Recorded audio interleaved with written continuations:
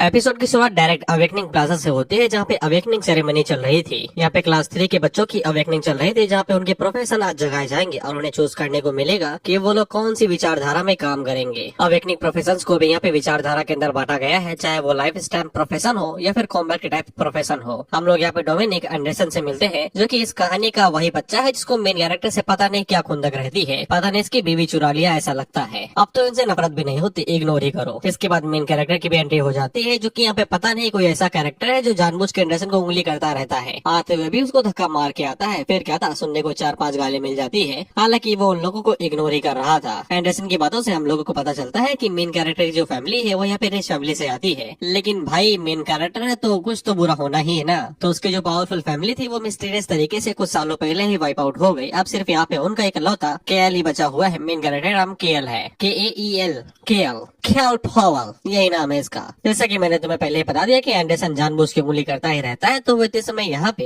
KL के बेइज्जती करे ही जा रहा है। हालांकि केएल को पता है कि वो लंबी रेस का घोड़ा है, इसलिए वो कराटे टाइप का प्रोफेशन ही यहाँ पे अवेकन करेगा मेन कैरेक्टर जो है। जिसके बाद वो अवेकनिंग सेरेमनी को शुरू करता है, तो उसका टैलेंट बहुत ज्यादा हाई था। सभी लोगों की आंखें चौंधिया जाती हैं, खासकर एंडरसन की, क्योंकि इसका भी और इतना हाई नहीं था जब ये अवेकन हुआ था। और ऑफ कोर्स केएल एक मेन कैरेक्टर है, तो फिर उसे यहाँ पे बीस्ट प्रोफेशन मिलता है हिडन प्रोफेशन के साथ में। लेकिन किस्मत खराब ये थी कि यहाँ पे बीस्ट टेमर्स की इतनी ज्यादा इज्जत नहीं है, क्योंकि यहाँ पे बीस्ट टेमर बनने के लिए पैसा लगता है, पैसा। और ये चीज केएल के पास है नहीं, इसलिए एंडरसन उसे उंगली दिखाते हुए कहता है कि अब तुम करोगे कैसे भाई। बीस्ट टेमर के पास में यहाँ पे खुद की स्ट्रेंथ तो होती नहीं है और तुम्हारे पास पैसा तो है नहीं बीस्ट खरीदने की, अब तुम क्या करोगे। वो केएल से कहता भी अगर तुम यहाँ पे माई दे दे इस तरीके की एक्टिंग करोगे तो फिर मैं थोड़े बहुत पैसे दे भी दूंगा तुम्हें। और जैसे कि मैंने बताया कि केएल अजीब टाइप का मेन कैरेक्टर है, वो बेइज्जती सुनता नहीं करता है। वो एंडरसन से कहता है कि जब सामने कुत्ता खड़ा है तो फिर बीस्ट पालने की जरूरत ही क्या है, तुम्हें अपने साथ ले चलूंगा ना। तो फिर होना क्या था, भड़क के यहाँ पे एंडरसन केएल के ऊपर हमला कर देता है। तो कहानी की पहली वेफू की एंट्री होती है, जो कि एंडरसन की पीठ के ऊपर हील वाली चप्पल से लात मारती है। भाई का छेद हो गया होगा पिछवाड़े में, और उसे दूर फेंक देती है लात मार के, और वो दूर जाके गिरता है। इनका नाम समंथा रूसो है, जो अभी केएल की दूर की रिश्तेदार होने के साथ में उसकी टीचर भी है। और एंडरसन को हिंदी में समझा देती है कि केएल से दूर होने तो मुंह पे भी जूते चल सकते हैं। और एंडरसन बेचारा यहाँ से खिसक भी लेता है, क्योंकि समंथा की फैमिली काफी ज्यादा स्ट्रॉन्ग है और वो पक्का उन लोगों के साथ पंगा नहीं लेना चाहेगा। जिसके बाद समंथा, जिसको हम AKA सैम बुलाएंगे, वो केएल की तारीफ करती है कि उसने हिडन प्रोफेशन यहाँ पे अवेकन किया है। तो केएल उसको यहाँ पे मिस रूसो कह के बुला रहा था, यानी टीचर कह के,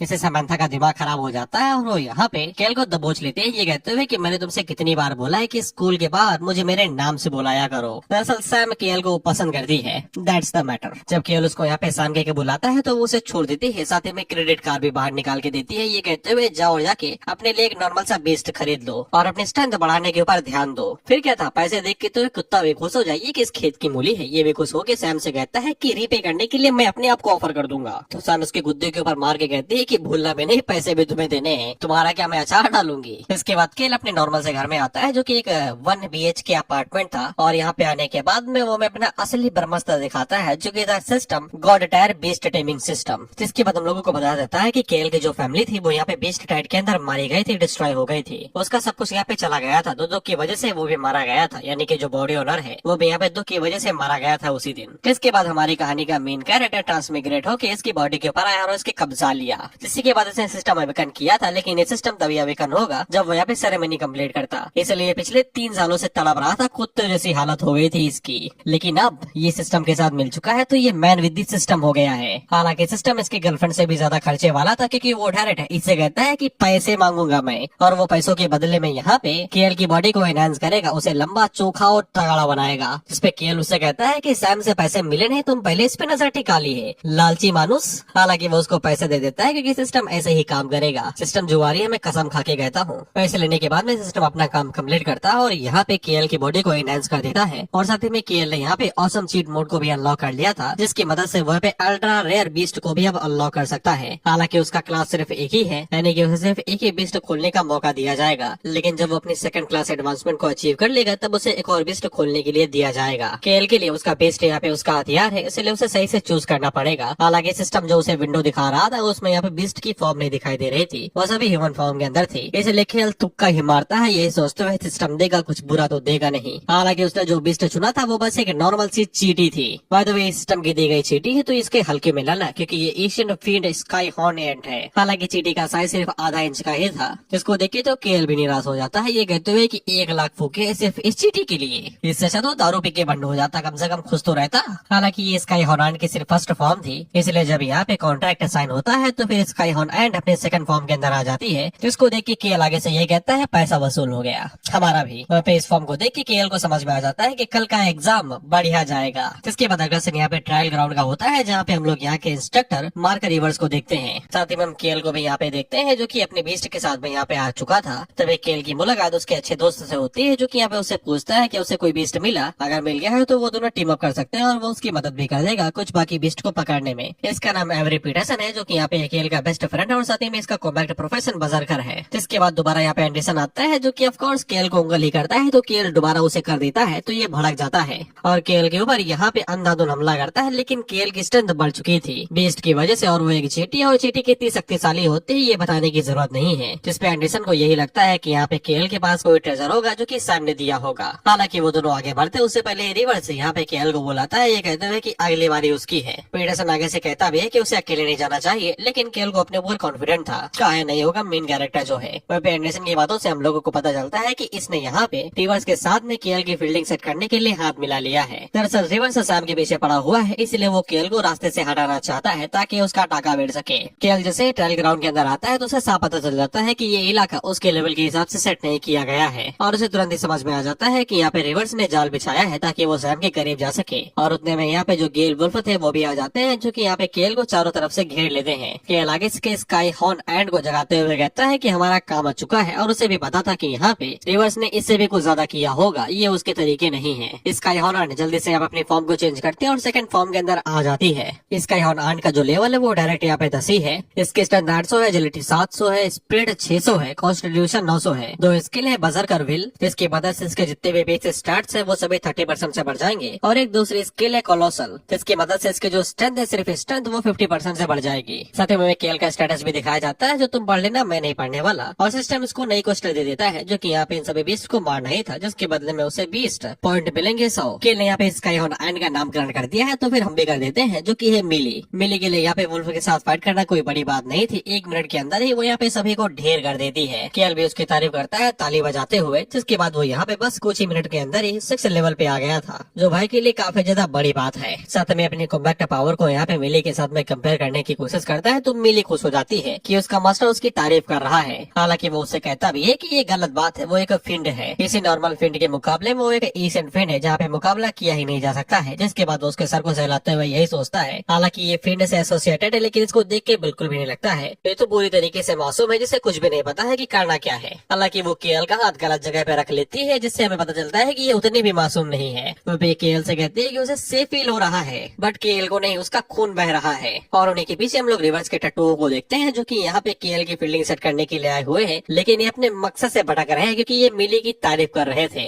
पर वो अपने काम पे ध्यान दो, उसने यहाँ पे वुल्फ को 1 मिनट के अंदर ही ढेर कर दिया है। कहीं हथियार यूज करने के चक्कर में हथियार से ही हाथ न घवा बैठो। खैर उन दोनों में से एक दिमागदार था, वो आगे से कहता है कि इतना भी लाने टपकाओ कि वो तुम्हारा दम ही घोट दे, देखा नहीं वो कितने स्ट्रॉन्ग है, पता चले हम जाए और हमें ही मसल दे। हालांकि वो दोनों कोई जवाब नहीं दे रहे थे, तो ये पीछे घूम के कहता है कि कुछ बोलो ना, तो पता चलता है कि मिली ने पहले उन दोनों की फील्डिंग सेट कर दी। मेरी बुरी नजर लग गई दोनों को। तो मिली तीसरे वाले को घूरते हुए कहती कि तुम्हारा भी नंबर लगा दूं क्या, तो इसकी फटी ये तुरंत भागता है। इसे भी बता था कि मिली को यहाँ पे नॉर्मल कॉम्बैट प्रोफेशनल नहीं है, उसका लेवल यहाँ पे 20 से ऊपर का होना चाहिए। हालांकि जब ये अपनी जान बचा के भाग रहा था, तो फिर यहाँ पे कोई तीसरा मॉन्स्टर था, जो अपने पंजों का इस्तेमाल करते हुए उस बंदे को नीचे दबाता, उसका भरता बना देता है। इसलिए केएल जल्दी से मिली को वापस आने को बोलता है, और वो यही सोचता है कि यहाँ पे साफ लिखा हुआ था कि रिकमेंडेड लेवल 11 से 20 है, तो फिर यहाँ पे 22 लेवल का गेल वुल्फ किंग कैसे आ गया। और जो बंदा था वो यहाँ पे अभी भी जिंदा था, वो मदद की भीख मांग रहा था, लेकिन गेल वुल्फ को शायद से पसंद नहीं आया, इसलिए वो उसकी चटनी भी बना देता है भरते के साथ में। साथ में सिस्टम उसे यहाँ पे एक नई क्वेस्ट भी दे देता है कि उसे गेल वुल्फ किंग को हराना पड़ेगा, जिसके बदले में उसे यहाँ पे 220 पॉइंट मिलेंगे। केएल तो यहाँ से वापस लौटना चाहता था, लेकिन मिली को फाइट करना था, वो यहाँ पे बिल्कुल भी सेटिस्फाई नहीं थी, इसलिए मजबूरन यहाँ पे केएल को फाइट करनी ही पड़ती है मिली के साथ में। मिली यहाँ पे गेल वुल्फ के ऊपर हेड ऑन फाइट करती है और उसके ऊपर पंच मारती है, लेकिन गेल वुल्फ कुछ ज्यादा ही स्ट्रॉन्ग था। बेसिकली वो 22 लेवल पर था और कहाँ पे ये 10, इसलिए वो मिली के पास स्लैश मार के उसे ऊपर फेंक देता है, जिसके बाद में अपनी स्किल गेल स्लैश का इस्तेमाल करते हुए जल्दी से ऊपर पे पहुंच जाता है और वहाँ से उसके ऊपर स्लैश मारता है, जिससे मिली धड़ाम से जमीन में जा गिरती है। लेकिन गेल वुल्फ पलक झपकते दोबारा नीचे आता है और मिली के ऊपर यहाँ पे फ्लैश स्किल का यूज करते हुए लगातार उसके ऊपर यहाँ पे फ्लैश यानी कि स्लैश मारते रहता है, और मिली सिर्फ उनको ब्लॉक ही कर पा रहे थे, वो बिल्कुल भी डॉज नहीं कर पा रहे थे। स्पीड की वजह से। केएल को भी पता था कि डायरेक्ट कॉम्बैक्ट पूरी तरीके से यूजलेस है, मिली की स्ट्रेंथ काफी ज्यादा लो है। साथ ही में गेल वुल्फ के जो चेले थे वो भी आस पास में ही थे, जो कि यहाँ पे केएल के ऊपर हमला कर देते हैं। गेल वुल्फ किंग यहाँ पे मिली के साथ फाइट कर रहा है और उसके चेले यहाँ पे केएल के ऊपर जो कि स्नीक अटैक कर रहे थे, लेकिन केएल उनमें से एक वुल्फ की पूंछ को पकड़ता है और उसे यहाँ पे बोरी की तरीके गोल गोल घुमाते हुए आसपास जो भी वुल्फ आ रहे थे उनको वही पटके जा रहा था। दैट्स कॉल्ड धोबी बछाड़। जिसके बाद केएल एक वुल्फ का मुंह पकड़ता है और उसे 20 से 2 हिस्सों में चीर देता है चिप्स के पैकेट की तरीके, जिसके के साथ उसकी जो नेशियन बैटल क्वेस्ट थी वो भी यहाँ पे कंप्लीट हो जाती है। अब इसके बाद यहाँ पे सिर्फ गेल वुल्फ किंग ही बचा हुआ था, लेकिन उसे जो 20 पॉइंट मिलने थे वो मिल जाते हैं, जिसकी मदद से वो यहाँ पे मिली को ऑर्डर देता है बजर का स्ट्राइक यानी स्किल यूज करने का, जो कि एक नई स्किल थी। इसकी मदद से यहाँ पे मिली अपने टारगेट को 100% डैमेज दे सकती है, जितनी यहाँ पे उसकी इनिशियल स्ट्रेंथ या फिर हेल्थ होगी, बताया नहीं ना। मिली अपने साइज को यहाँ पे छोटा करती है और यहाँ पे तेजी के साथ आगे बढ़ती रहती है, और पे साइड छोटा होने जाने की वजह से गेल वुल्फ उसे बिल्कुल भी ढूंढ नहीं पा रहा था। उतने में मिली अपने साइज को छोटा करके एकदम नीचे से बाहर निकलती, जो कि उसके पेट के ऊपर खतरनाक पंच मारती है। इसका साइज छोटा था लेकिन स्ट्रेंथ बराबर एकदम लेवल की थी। वहीं पे जब मिली गेल वुल्फ की बॉडी के अंदर थोड़ा सा खो जाती है तो वो वहीं पे अपनी साइज को बड़ा करती है, और साइज के बढ़ जाने की वजह से वो गेल वुल्फ की बॉडी को 20 से ही चीर देती है। इस वजह से इनकी गेल वुल्फ वाली क्वेस्ट भी कंप्लीट हो जाती है और 200 पॉइंट और मिलते हैं, और साथ ही में 1500 एक्सपीरियंस पॉइंट भी। और मिली को इस तरीके से फाइट करता हुआ देख के अब यहाँ पे केएल को भी यकीन हो गया था कि मिली 110% एक फील्ड बीस्ट ही है, क्योंकि उसे खून में नहा के मजा आया था। उतने में सिस्टम उसे बताता है कि उसने वुल्फ को मार दिया है और साथ ही में एक कॉमन वेपन भी ड्रॉप हुआ है, लेकिन जो उसने वुल्फ किंग को मारा था उसके बदले में एक एक्सप्लोसिव वेपन ड्रॉप हुआ है। तो मिली की बजर का स्ट्राइक स्टेट जैसे एंड होती है तो वो दोबारा नॉर्मल फॉर्म में आ जाती है और केएल से चिपकने लगती है, और केएल के चेहरे से पता चल रहा है कहीं न कहीं भाई को ये हग पसंद आया है। फिर उतने में मिली की जो एनर्जी थी वो लो हो जाती है, तो वो तुरंत अपनी सोने वाली स्टेट के अंदर चली जाती है। इसके बाद कुछ मिनटों के बाद हम लोग केएल को देखते हैं और मिली इतने समय एनर्जी सेविंग मोड के अंदर थी, यानी कि अपनी सीटी वाली फॉर्म के अंदर आ गई थी। इसके बाद हमें केएल के हाथों से उन वेपन के दर्शन करवाए जाते हैं जो कि वुल्फ फैंग ग्रिप्स था। बेसिकली उसके दांतों से बना हुआ है, जो कि यहाँ पे आइस का थोड़ा सा झटका मारती है, और साथ ही में एक स्पीयर मिला था जो कि कॉमन वेपन है, जो नॉर्मल गेल वुल्फ को मारने के बदले में मिला था। बाकी ना जानो ये कुछ भी इस्तेमाल नहीं करने वाला, बेच खाएगा ये। केएल सोचता है कि इतना सब कुछ किया है, थोड़ा सा लेवल भी चेक कर लेता हूँ किस लेवल पे हूँ, तो इसका लेवल डायरेक्ट 10 आ गया था। सिस्टम इसे साफ कहता है कि जितनी जल्दी हो सके उतनी जल्दी क्लास एडवांसमेंट कंप्लीट करो, नहीं तो लेवल अप नहीं कर पाओगे। बस इतने में इसका यहाँ पे लेवल कंप्लीट हो गया। खैर इसके बाद केएल यहाँ पे अपने कुछ दोस्तों की तरफ देखते हुए कहता है कि इनसे भी बात कर ही लेता हूँ, इनका भी यूज रहेगा, क्योंकि बाहर जाने के बाद में ये सब कुछ इतनी जल्दी तो एंड नहीं होने वाला। जिसके बाद अगला सीन बाहर का होता है जहाँ पे रिवर्स खड़ा हुआ था, जो कि यहाँ पे बाकी लोगों से कहता है कि तुम लोग अपने हथियार रेडी रखना, किसी टाइम में यहाँ पे घायल लोग आते होंगे, उनकी मरम पट्टी जो करनी है। हालांकि इसे पूरा यकीन था कि यहाँ पे कुछ लोगों की मरम पट्टी तो नहीं होगी। केएल जो था उतने में हम लोग देखते हैं कि सैम यहाँ पे आ जाती है, तो ये कुत्ते की तरीके उसके पास भागते हुए जाता है ये पूछने के लिए क्या हो गया है, तुम यहाँ पे क्यों आई हो। सैम उसे साफ कहती है केएल कहाँ पे है, उसके साथ क्या हुआ बताने का थोड़ा सा कष्ट करोगे। रिवर्स तो सैम को यहाँ पे मीठी गोली दे रहा था, लेकिन सैम तैयारी के साथ में आए थे, वो रामपुरी निकाल लेती है और उसे हिंदी में बता देती है अगर केएल को कुछ भी हुआ तो वो उसकी बॉडी के यहाँ पे टुकड़े टुकड़े कर देगी और कुत्तों को खिला देगी। केएल एक बिस्ट टेमर है, जबकि उसने यहाँ पे जानबूझ के उसे सिल्वर लेवलिंग जोन के अंदर डाला। वो यहाँ पे खुद को प्रोटेक्ट नहीं कर सकता है तो एनिमीज को क्या खा खाएगा वो। जिस पे रिवर्स आगे से झूठा बहाना देता है, ये कहते हुए कि उसने ये जानबूझ के नहीं किया था, उसने यहाँ पे कई सारे लोगों को भेजा था उसे यहाँ पे सपोर्ट करने के लिए, क्योंकि अगर वो यहाँ पे हार्डशिप से नहीं गुजरेगा तो स्ट्रॉन्ग कैसे बनेगा। और उसने ये सब कुछ खुद से किया है, किसने अथॉरिटी दी भी तुझे ये सब कुछ खुद से करने की। यही सवाल सैम पूछ सकती थी लेकिन पूछे नहीं। लो IQ पीपल। वही भी रिवर्स का अलग ही चल रहा है, इसको लगता है लास्ट देख के यहाँ पे सैम टूट जाएगी और इसको अपना दिल दे बैठेगी।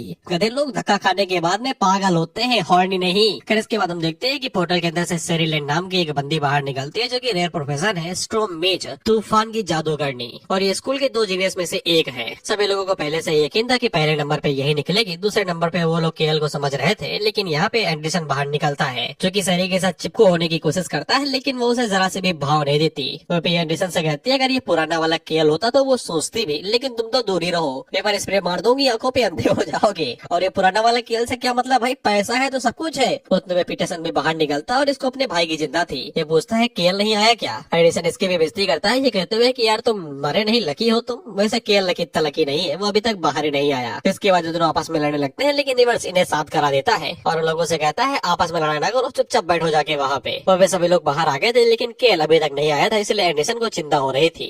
एडिसन के जो चेले थे वो आगे से ये बोल रहे थे कि वो निपट गया होगा। उतने में कोई लोगों के ऊपर पत्थर मारता है, लेकिन पत्थर कुछ ज्यादा ही ऑटो एम पे था, इसलिए वो यहाँ पे चश्मुद्दीन के ऊपर लगता भी है, लेकिन वो सीधा जाके पीटरसन के ऊपर भी लगता है, ऑटो एम ऑन। खैर इसके बाद केएल बाहर निकलता है, जो कि उन लोगों से कहता है अर्थी तो नहीं बिठाने वाले थे मेरी। वहीं पे सैम काफी ज्यादा खुश हो रहे थे, वो तो मैं फालतू में चिंता कर रही थी, उसे ऐसा लग रहा था। लेकिन लेकिन रिवर्स हैरान था, उसने यहाँ पे 3 लोगों को भेजा था फील्डिंग सेट करने के लिए, लेकिन वो गायब हो गए। ये अभी तक सही सलामत कैसे है? वहीं पे इसको ये लग रहा था कि ये केएल को दोबारा फंसा देगा उन लोगों की मौत के बदले में। फिर इसके बाद जो एंडरसन था, जानते हो तो मैं जब भी इसका नाम लूं समझ जाओ ये उंगल करने के लिए उठा हुआ है। ये केएल की बेइज्जती करने लगता है, ये कहते हुए कि ये पक्का धुन दबा के वहीं पे बैठा ही होगा, क्योंकि ये बेस्ड हमारे इसके पास एबिलिटी तो फाइट करने की है ही नहीं। पीटरसन यहाँ पे केएल के लिए सपोर्ट होकर खड़ा हो रहा था, वो एंडरसन की बेइज्जती करे जा रहा था, जिसपे केएल भी आगे से खड़ा होता है और तुम्हें पता है कि ये उधार नहीं रखता, इसलिए ये भी एंडरसन की बेइज्जती कर देता है। ये कहते हुए कि तुम्हारे 2 बड़ी स्किल के साथ में तुम तो मेरा मुकाबला भी नहीं कर पाओगे, मेरा बेस्ट तुम्हें उठा उठा के पटकेगा, जो सही बात है। इसके बाद एंडरसन यहाँ पे चाहता तो फाइट भी कर सकता था, लेकिन वो कुछ थोड़ा सा हाई लेवल पे जाने के बारे में सोचता है, इसलिए वो यहाँ पे इस बात की बेट लगाता है कि देखते हैं किसका लेवल ज्यादा है। अगर वो जीता तो उसे 1 लाख ड्रैगन कॉइन देगा, लेकिन अगर केएल हारा तो फिर उसे यहाँ पे घुटनों पे बैठ के माफी मांगनी पड़ेगी। वहाँ पे पीटरसन केएल से आगे से कहता है कि ये साफ तुम्हें फंसाने की साजिश है, लेकिन केएल इसे एक्सेप्ट कर लेता है। लेकिन वो रिवर्स से ये भी कहता है कि ये हमारा आपसी मामला है, तुम उंगल ना करना, नहीं तुम्हें भी घसीट लेंगे। जिसपे रिवर्स आगे से कहता है कि तुम लोग अपना देखो भाई, मुझे कोई फर्क नहीं पड़ता। वो भी बन गया था, सोचता है कि तुम खाई से कूद जाओ यार, मैं कुछ नहीं कहूंगा। वो पे सैम क्योंकि यहाँ पे केएल के रिश्तेदार है तो उसे समझ में आ जाता है कि ये किसी की फील्डिंग सेट करने वाला है। फिर इसके बाद पीटरसन क्योंकि केएल की साइड पे था, इसलिए वो यहाँ पे अपना लेवल रिवील करता है, तो उसका लेवल यहाँ पे 2 था। लेकिन जब एडिसन यहाँ पे अपने लेवल को रिलीज करता